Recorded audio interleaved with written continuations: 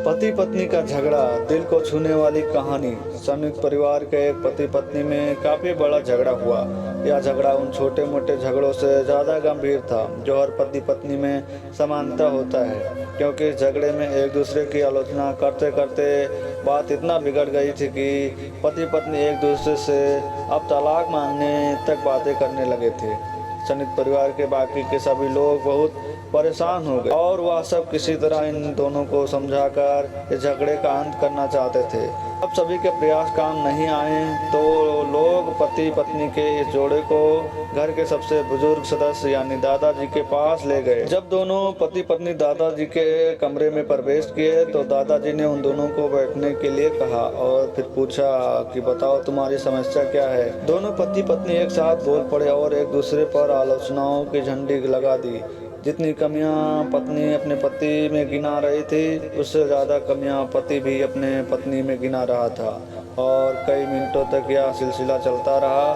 दादा ने भी इन दोनों को नहीं रोका और इनको अपना अपना गुस्सा एक दूसरे पर उतारने दिया। आखिर में जब दोनों एक दूसरे की बुराइयां करके थक गए और शांत हो गए, तब दादाजी ने उन दोनों से कहा, अब दोनों एक दूसरे की कुछ अच्छाइयाँ बताओ। जब अच्छाइयाँ बताने का समय आया तब दोनों ही पति और पत्नी एकदम चुप हो गए। शायद गुस्से में इन्हें कुछ याद नहीं आ रहा था या फिर गुस्से की वजह से ही वह एक दूसरे की अच्छाइयाँ बताना नहीं चाहते थे।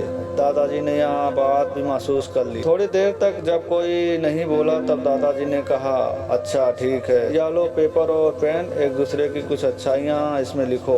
पति पत्नी दोनों ने ही पेपर और पेन लिया और एक दूसरे से काफी दूर जाकर बैठ गए। थोड़ी देर तक न पति ने कुछ लिखा और न पत्नी ने। फिर पति ने पेपर में कुछ लिखना शुरू किया। उसे देखकर पत्नी ने भी अपने पेपर में लिखना शुरू कर दिया। ऐसा लग रहा था जैसे दोनों एक दूसरे से कंपटीशन कर रहे हो। काफी समय तक दोनों ने पेपर में लिखा और जब पेपर लिखावट से भर गया तब दोनों ने ही अपना अपना पेपर लेकर दादाजी के पास उन्हें देने के लिए गए। दादाजी ने उन दोनों के पेपर ही लेने से मना कर दिया और कहा कि अपने अपने पेपर एक दूसरे को दे दो और अब एक दूसरे के पेपर पढ़ो। पति ने पत्नी को और पत्नी ने पति को अपना पेपर दे दिया।